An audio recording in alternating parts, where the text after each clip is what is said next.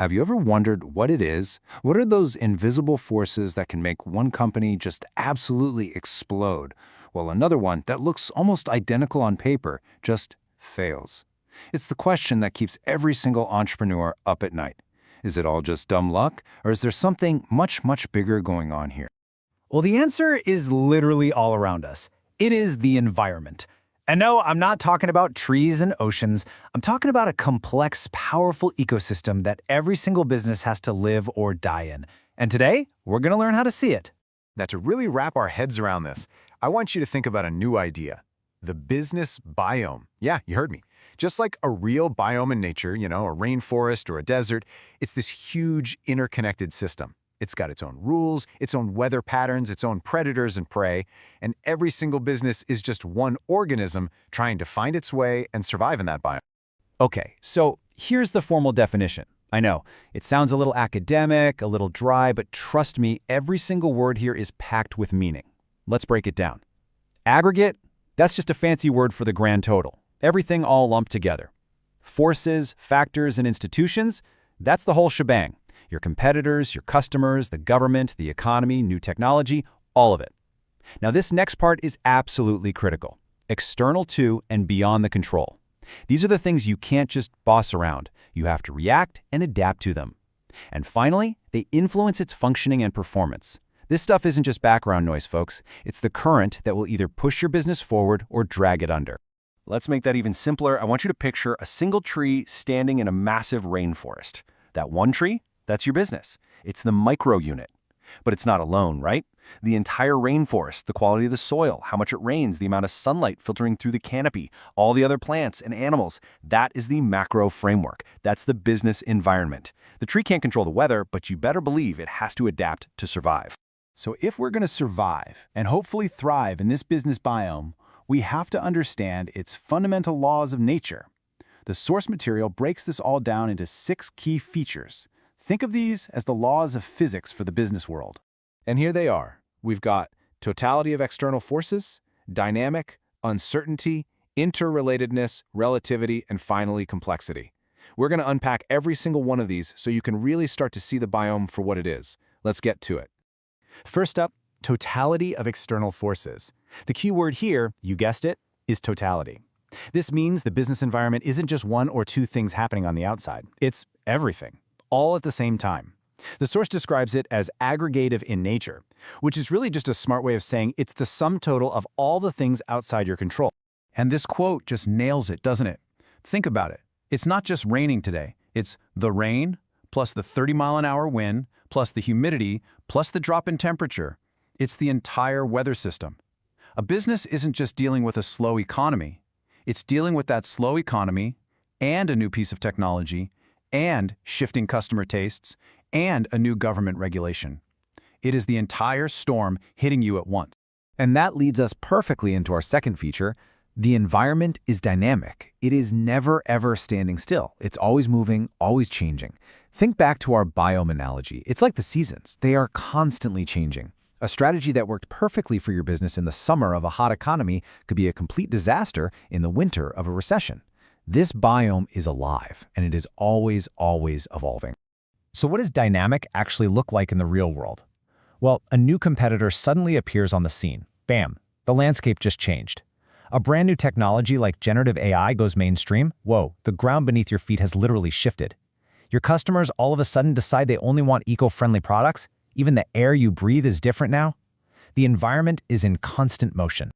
So let me ask you this. If the environment is a mix of everything all at once, and it's always changing, what does that naturally lead to? You got it, uncertainty. This is the third law of our biome. Because everything is so dynamic, it becomes incredibly difficult to predict what's going to happen next with any real confidence. This analogy is just perfect. Think about trying to predict the next viral TikTok trend or the next piece of world-changing software 5 years from today. It is exactly like trying to guess where a bolt of lightning is going to strike in the middle of a thunderstorm. You can see the dark clouds, you know a storm is coming, but the exact time and place, almost impossible to say for sure. That right there is uncertainty. So this is where it gets really interesting. These forces we've been talking about, they don't just act on their own. They are all connected. This is interrelatedness, our fourth feature. In our biome, this is basically the food web. A small change in the population of one species of insect can have huge cascading effects all the way up the chain to the biggest predators. The business world works the exact same way. And here is a fantastic, real-world example of this chain reaction. You see a social shift, right? People become more health conscious. Well, that doesn't just happen in a vacuum. It creates an economic change. Suddenly, there's a huge new demand for things like organic food or wellness retreats. And that, in turn, creates another social change, as these new products and services start to reshape people's everyday lives. See that? One thing pulls a string here, which pulls another one over there. It's all connected. Okay, our fifth feature is called relativity, and this one is fascinating. It basically means that the rules of the biome are not the same everywhere. Not at all. They are completely relative to your specific location.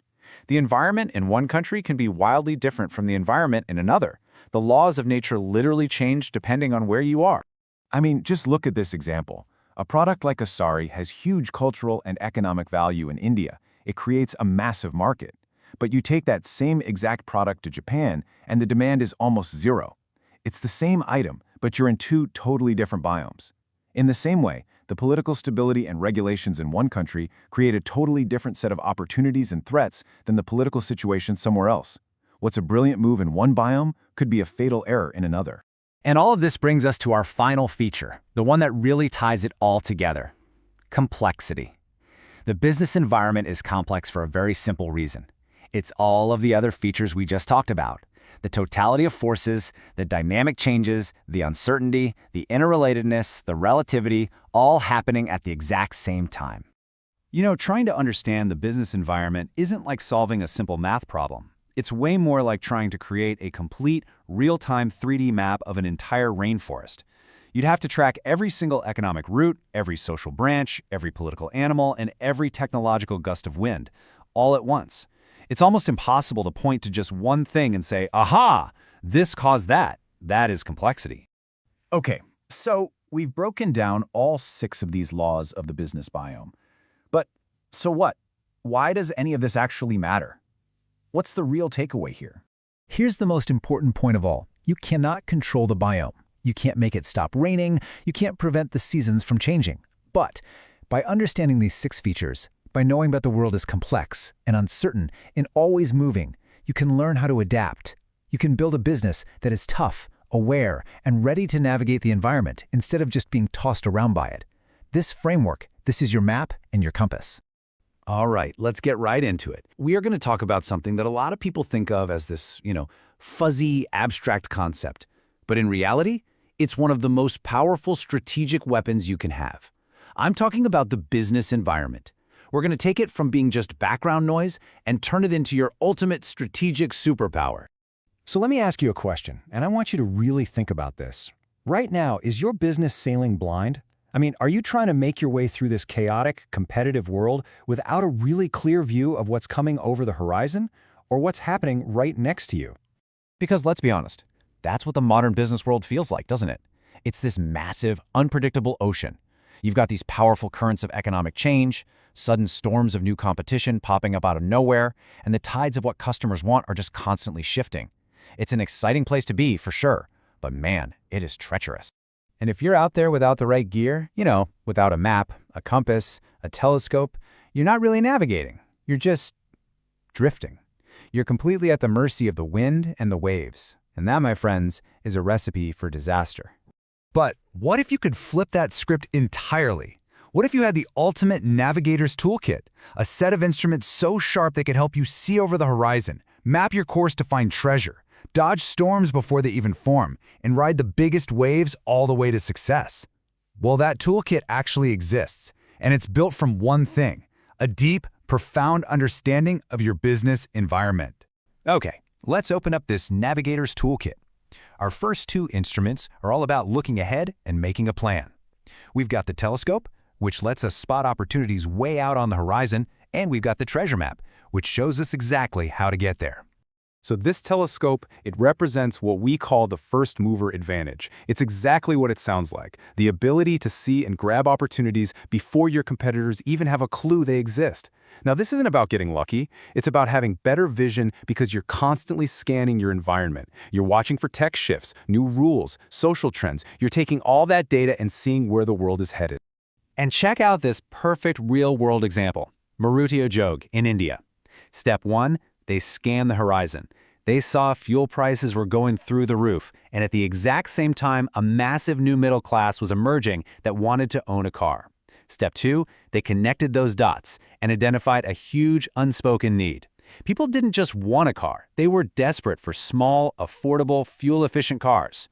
Step 3, they moved, fast. While everyone else was still doing marketing research, Maruti launched their small cars. And Step 4, well, they didn't just enter the market, they basically created it and became the undisputed leader for years. Now that's the power of the telescope.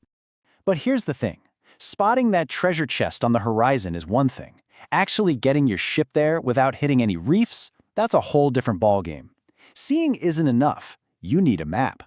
And in our toolkit, that map is strategy formulation.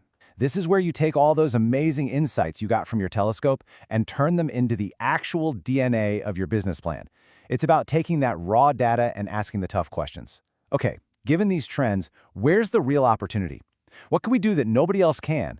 What's the exact plan we need to get our entire company pointed in that direction? Your strategy stops being a wild guess and becomes a direct, intelligent response to the world around. And ITC is such a brilliant example of this. They were scanning their environment and saw the government was pushing really hard to promote tourism. Now, for most companies, that's just a news headline. But for ITC, it was a treasure map. The big X on the map was a huge, growing demand for hotels. So they used that insight to formulate a strategy of aggressive expansion, planning a whole network of new hotels. They literally aligned their business goals with the government's plan. Genius. Okay, on to our next section, because sailing the business ocean isn't just about finding treasure, right? It's also about surviving the storms that are guaranteed to come. So our next two tools are built for that. The radar, to see danger coming from a mile away, and the surfboard, so you can ride the waves of change instead of getting wiped out. Think of environmental scanning as your ship's early warning signal. It's like having a high-tech radar system that's constantly pinging the world around you.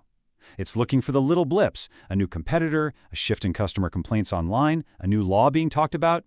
When it detects a real threat, it sounds the alarm, and that gives you precious time to change course, prepare, and take action before you get hit. Let's go back to Maruti Udyog. Years after their big win, their radar started going crazy. The signal? Big trouble on the horizon. A bunch of foreign car companies were about to enter the Indian market, aiming right for the midsize car segment. This was a direct attack. But because they had that early warning, they didn't just sit there and wait. They acted first. They tripled. That's 3 times the production of their competing car, the Esteem. They basically flooded the market and locked in their position before the competition even had a chance to unload their ships. So, seeing the threat is one thing, but how do you actually handle the chaos of change itself? This is where our surfboard comes in. In a turbulent world, your company is going to be one of 2 things. You can be the swimmer, fighting the current, getting tired, getting swamped by red tape and slow decisions, or you can be the surfer, agile, proactive, and actually using the power of the wave to move you forward. So how do you become a surfer? The secret is speed. And to get that speed, leaders have to let go a little. They have to delegate authority. You've got to empower the people on the front lines, the ones who are actually seeing the waveform, to make quick decisions. That's how you kill the delays that sink the swimmer company. You hand your people the surfboards, and maybe more importantly, you give them the freedom to ride. All right, we've talked about seeing the future and riding the waves, but none of that matters if the world outside doesn't trust you or want what you're selling. So our next 2 tools are all about that external perception, the compass to keep you pointed right at your customers, and the megaphone to build an amazing public image. Your customer focus is your compass. In this huge ocean of a market, it's the one thing that has to always point true north, straight at what your customers need and expect. And it's that deep, constant understanding of the environment that keeps this compass calibrated. It's more than just surveys. It's about watching what people actually do, listening to what they're saying online, and figuring out what they truly want. It makes you super sensitive to even the smallest change. Hindustan Lever is a perfect case study for this. They used their compass and found that for a huge chunk of their customers, what mattered most was affordability and accessibility. I mean, look at this. Together, that's 80% of what their market cared about. So what they do? They started selling their products in tiny, single-use sachets. This wasn't just a new package. It was a strategic move that hit those two core needs dead on, making their stuff affordable and available to millions. And sales, they went through the roof. And last in this section, we have the megaphone. This is your public image. But listen, this is not about yelling the loudest. A strong public image is built by showing, not just telling, that you get it, that your company is in tune with the world and you're responsive to what people hope for. It's about broadcasting a message of trust and partnership. Companies like Reliance Industries and ICICI Bank are masters of this. They've built their amazing reputations by proving over and over that they're connected to their environment. They pay attention to big social and economic trends. They respond to what the public actually wants, like better digital access or more inclusive banking. And by doing that consistently, they build this massive well of trust. People don't just see them as companies, they see them as partners in the country's progress. All right, we've looked at all these incredible instruments one by one. Now it's time to put it all together, assemble the full Navigator's toolkit, and really understand how they combine to give you that ultimate strategic edge. And there it is, the complete toolkit. Your telescope, to see opportunities first. Your treasure map, to chart a course. Your radar, to spot threats early. Your surfboard, to ride the waves of change. Your compass, to stay locked on your customer. And your megaphone, to build a powerful public image. This isn't just a list, you see. It's a complete, interconnected system for sailing the business ocean with skill, with foresight, and with a whole lot of confidence. So, what really shapes a business's destiny? Is it just some groundbreaking genius idea, a single super charismatic leader? Or is there a much bigger, way more complex picture that we're often missing? That is the core question we're going to unpack piece by piece, starting right now. Okay, to really get a handle on this, we're going to use a really powerful analogy that's going to guide us through this whole explainer. I want you to think of a business like a building. Simple, right? It's got an internal design, a unique structure, a really clear purpose. But, and this is the important part, it also exists on a street, in a neighborhood, and within a huge, sprawling city. And it's constantly being influenced by forces both inside and outside its very walls. All right, let's dive in. Every single business, every one of our buildings, operates in two key zones. You've got its immediate street, where it has all its daily interactions, and then you've got the wider city, which represents the general environment it has to function in. These are the two core dimensions we absolutely have to understand. Now, these zones have names, the micro and the macro environment. The micro environment, that's your building and your street. These are the forces that have a direct, continuous influence on your day-to-day, and for the most part, you have some control over them. The macro environment, that's the entire city. We're talking about the broad sweep of the economy, huge political shifts, technological revolutions. Its influence is way more general, more remote. You can't control new city laws or interest rates, but you better believe they create massive opportunities and, honestly, some pretty big threats. Real success is all about mastering what you can control, your street, while skillfully adapting to the city around you. So, let's start our tour by stepping inside the building itself. We're going to explore the internal factors of the microenvironment. This is the core design, the structural blueprint, the very foundation of the business. And you know what the best part is? These are the factors almost entirely within its control. First up, and this one is huge, let's talk about corporate culture. This is the absolute soul of the company. It's that collection of shared values, beliefs, and attitudes that really dictates how things get done. You could call it the vibe of the building. And when everyone, from the top floor executive suite all the way down to the mailroom, is on the same page with this value system, the whole organization is just so much more likely to thrive. And what's so fascinating is how this isn't just some fuzzy, feel-good concept. It drives real-world success. Just look at Infosys. The incredibly powerful value system of its founder, Narayana Murthy, is directly credited with creating the company's legendary ethical standards. And we see this exact same dynamic playing out at places like Wipro and Tata Steel. It just proves that a great culture isn't just a nice-to-have. It is a profound competitive advantage. Next on our tour, the mission and objectives. So if the culture is the building's vibe, the mission is its official architectural blueprint. This is the company's fundamental purpose, its why. This core philosophy, it guides everything, from the grandest corporate strategy to the absolute tiniest details of product development. And let me tell you, a clear mission is not just a fancy plaque on the wall, it drives powerful, decisive action. Dhirubhai Ambani's vision for Reliance, to be the biggest in the private sector, led directly to the construction of these massive world-scale petrochemical plants. Ron Baxy's goal to become an international research-based company, well, that fueled their aggressive, relentless expansion into foreign markets. See? The blueprint truly dictates the build. So, who are the architects and engineers of this building? Well, that would be top management. This structure is absolutely crucial. You've got the board of directors who set the grand direction and monitor performance. Then there's the professionalization of management, which makes sure decisions are sharp and efficient. And then you have the shareholding pattern, who actually owns the company, and that deeply impacts its daily operations and its long-term vision. Let's break that down a little. In what's called a closely held company, like Wipro, the founders or promoters hold the majority of shares, giving them incredibly tight control.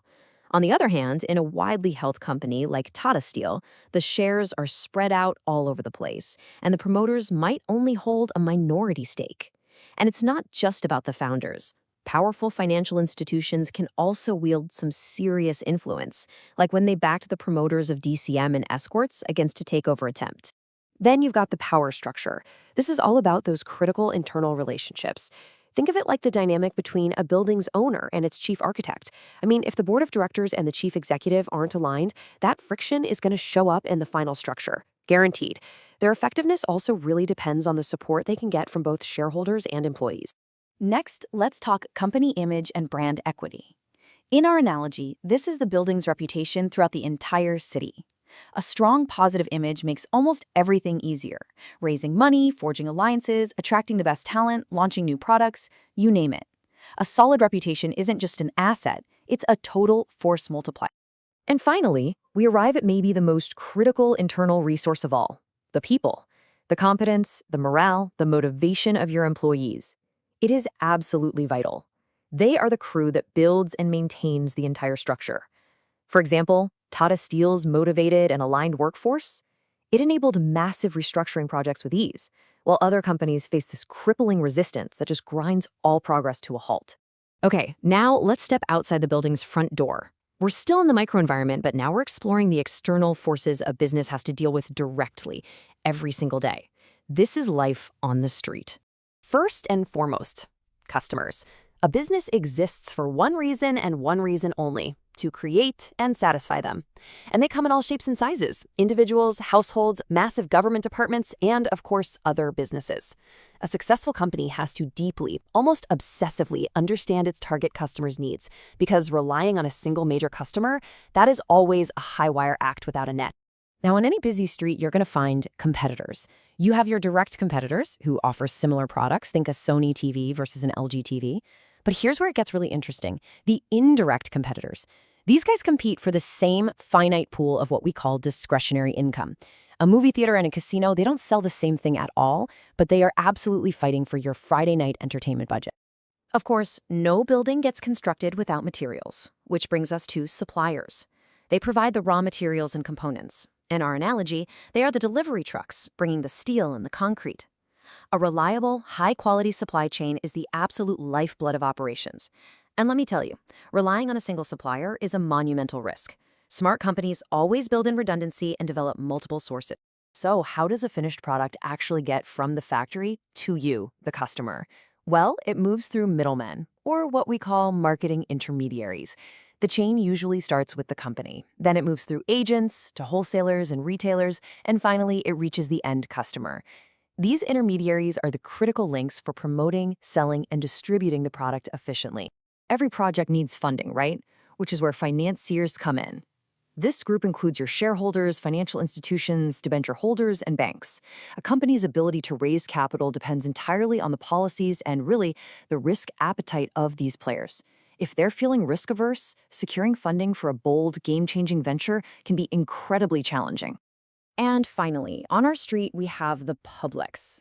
Now, this is a fascinating category. A public is pretty much any group with an interest in or influence on the company. Think of them like a powerful neighborhood association.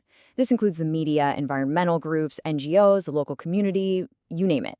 They can have a huge impact, for better or for worse. For instance, one company faced a massive storm of media criticism for painting ads on rocks near a hill station, which just wrecked its public image. The key is proactive engagement, not just running around doing damage control. So the crucial takeaway here is this. A company's success is profoundly shaped by its microenvironment. It's about perfecting that internal blueprint, the culture, the mission, the people, while at the same time skillfully managing life out on the street with your customers, competitors, and suppliers. Mastering this immediate world is the absolute foundation of any great business. So let's just start with a really big question.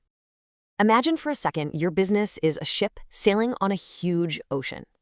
Now, you're in charge of your shit, right? You can control the sails, you can steer the rudder, but what about all the things you can't control? The powerful currents beneath the surface, the unexpected storms that pop up on the horizon, or the changing tides. These are the invisible forces we're talking about, and honestly, understanding them is absolutely key to navigating your way to success. Okay, let's get into it. First things first, we need to define this big picture. The macro environment is basically the universe of factors that exist outside of your company's control, but, and this is the important part, they have a direct impact on pretty much everything you do.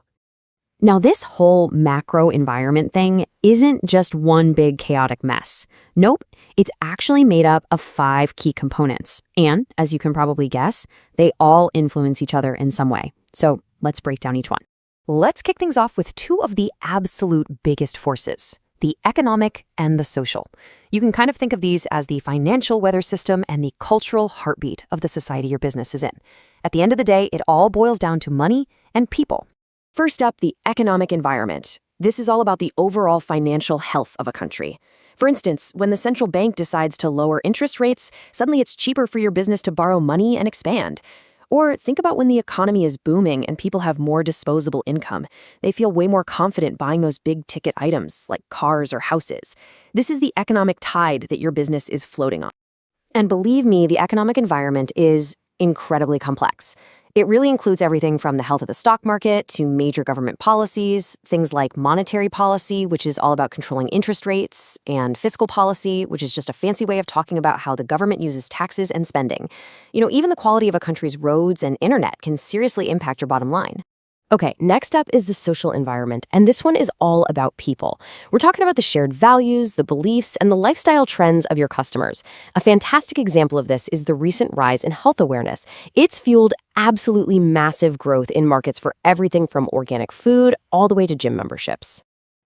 Sometimes a social trend can create an entirely new and really powerful customer group out of thin air. For example, in a lot of big cities, we've seen the rise of what people are calling donkeys. That stands for households with double income and no kids. This group has a ton of disposable income and pretty unique spending habits, and that creates huge opportunities for businesses in things like travel, luxury goods, and fine dining. And the social environment is just incredibly broad. It covers everything from demographic trends, like, say, an aging population, which creates a huge demand for healthcare, to a society's core values around things like family and work. Heck, even the average education level can determine the kind of talent pool you have to hire from. All right, let's move on to the next force of nature, technology. I like to call this one a tsunami because it can be unbelievably creative, right? It can build whole new industries practically overnight.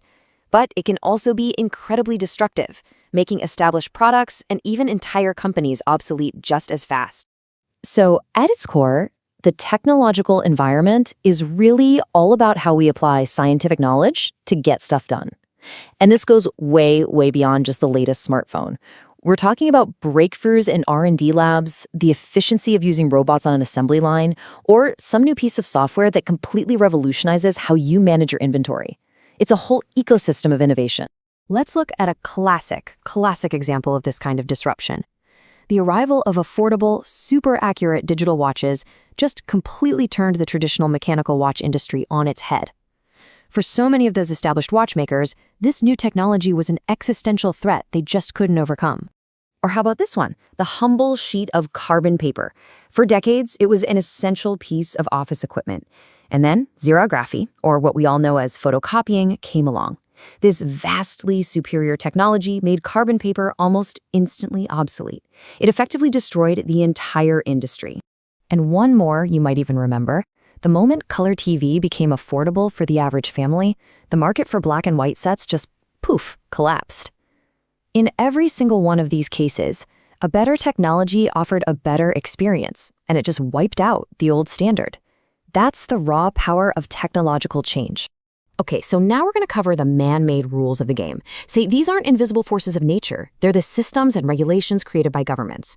The best way to think of them is like the official rule book and the referees that all businesses have to play by. The political environment is all about the government's role and its attitude towards business. And this can be incredibly powerful. A really famous example is how a very strict government policy back in India in the late 1970s actually forced corporate giants like Coca-Cola and IBM to leave the country entirely. But then, on the flip side, a more supportive political climate later on is what made cities like Bangalore a global hub for IT. So you can see this political climate is really multifaceted.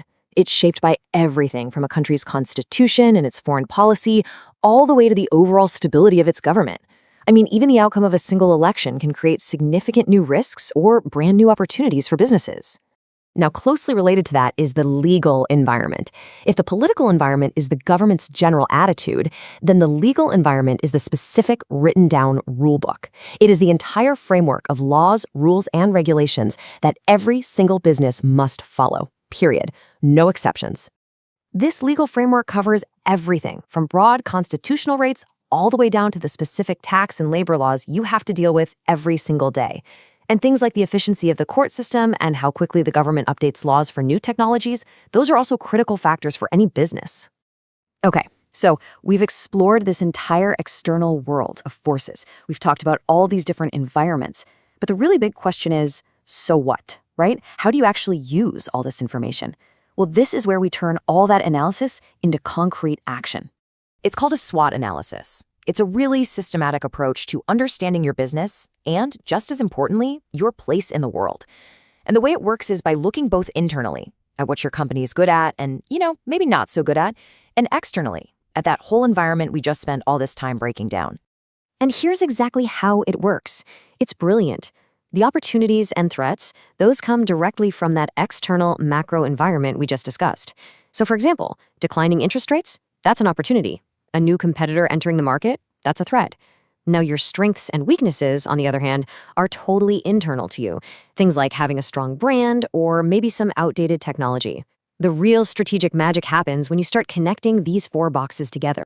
Look, when you systematically analyze these invisible forces, the economic, social, technological, political, and legal, and then you use a tool like SWOT to connect them to your own capabilities, you can actually stop being a victim of circumstance. You can start charting your own course and turning those threats into opportunities. The environment is always, always changing.